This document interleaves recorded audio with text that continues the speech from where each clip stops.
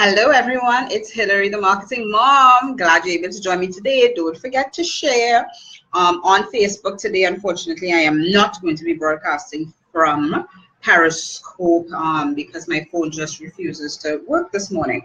But today is going to be a really short one. I'm talking about that never-ending balancing act of being a mom and a business owner. And many of you know that we are expecting our third child. And so that balancing act continues, and it continues especially today. I want to talk, to the moms. You've got little kids and you're pregnant and you're working a business and you've got clients to support and you're trying to do all sorts of things for your business.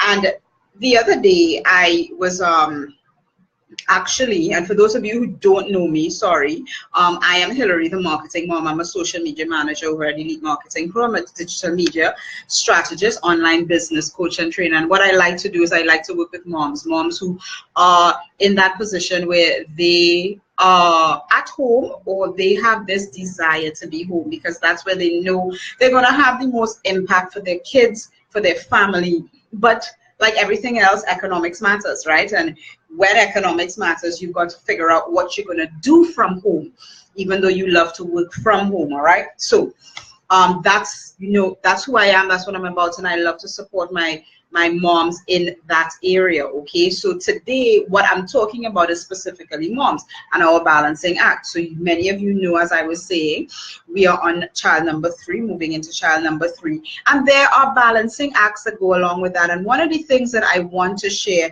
and it's something that I have myself been personally reflecting on as I have not been meeting some of my goals within the last 2 months. And one of the things at the end of October, I pulled out my September goals, and I still had so many things to do in September, webinar slides and all of these different things for business, all right?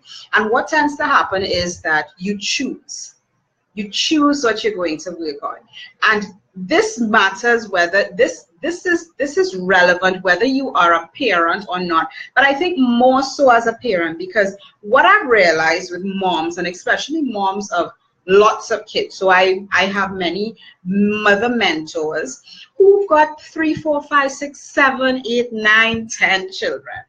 And what I've noticed that's very common with all of them is not that they have a don't care attitude, but they have a I choose to do this now. Therefore, what that means is whatever else can't get done. And I want to emphasize that today, because that is what I realized for myself this week in reviewing my goals and planning for the month of November. Just need a quick sip of water there. All right, so in planning for the month of November, which remember I've always talked to you about, you want to plan your month ahead and figure out what it is that you're going to do. But when I was doing that, I was beating up on myself because I was like, this isn't done yet, right? Now, a lot of the times you will sit down and say, this isn't done yet, but you forgo looking at what has been done.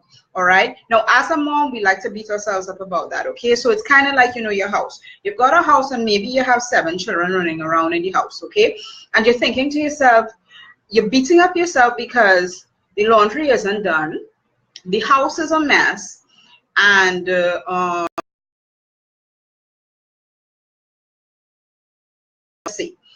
and you are beating up on yourself because of all the things that you haven't done.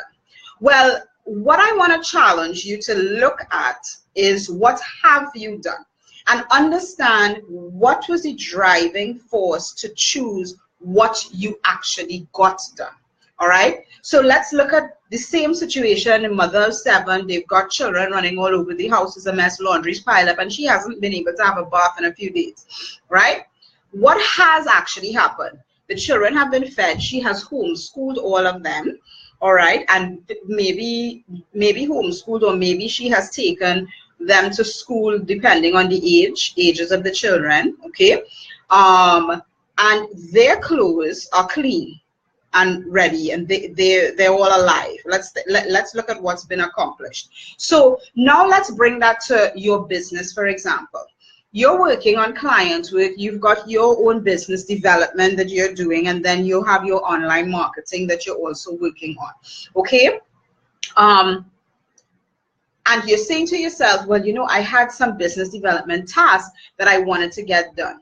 What I want you to think about, and that is what I did, all right? Now, I'm not saying this is to get you off the hook, you know. What I'm saying is that you have to examine what you've done, what you've chosen to do, because everything is a handoff. Everything is a trade-off, okay? And when you choose to do one thing, literally what you are doing is choosing not to do something else. And I think that what happened in from September to the end of October is that I did not make those conscious decisions. They were done kind of flippantly, like, okay, I will work on client work instead of this. And I always put the client first, okay? Now, that is great because you're serving your clients. But then you also have to think about your business development. As I spoke about earlier this week, you can go back and catch that live, all right, the replay. Whenever you are in business, you've got to continually market your business, whether you have clients or not, okay? And marketing your business, business development, that is always going to be important in your business. So one of the things that I sat down and examined was, what was it that I chose not to do consciously chose not to do so that I can do this other thing, right? And I realized that there were literally 4 things on my September to-do list, not even my October to-do list, my September to-do list, that I kept putting off and saying, I can do this later, I can do this later. And that's what I want you to pause and think about for a second, because as moms, we do have this juggling act, right? So in business, you would say, I choose to do X instead of Y. Well, in the home, you've got to do the same thing, all right? And you're a mom and you're a business owner, so it's not like you're one person over here and then you're one person over there. You're one person together, all right? So if you choose to fold laundry at 1 p.m., then what you're choosing not to do is do a Facebook Live at 1 p.m. Or you're choosing not to have lunch at 1 p.m. Or you're choosing not to read for your 15 minutes at 1 p.m. You've got to get that in your head, that whatever you choose to do, you are consciously saying, I am going to do X instead of Y. And when you have that in your mind, then you're able to really do the trade-offs. It's like, okay, and it's not, and this is really, you know, it becomes like prioritizing, okay? Folding this laundry now, is that better than me doing my Facebook Live now? And then what it forces you to do, it forces you to sit down and think about, what are the ramifications then, okay? So if I decided to fold laundry at 1 p.m. instead of doing a Facebook Live or a Periscope Live or whatever live stream you want to do, what that means is that you are not going to be doing your live at 1 p.m. It means you're going to be doing it later. And later probably means when the kids are home, because we're moms. The kids are going to come home and they're going to be running all over the place and making a lot of noise and all that type of stuff. Okay, so understand the types of trade-offs that you're making. It may be easier to do the laundry now with the children not around, but trust me, it's easier to do a Facebook Live without children around, as we've seen, you know, our BBC broadcaster, you know, having an interview and the kids just running. Sometimes you can't avoid it, but if you can, and if you do have that choice, you've got to make those conscious trade-offs. That's what it is.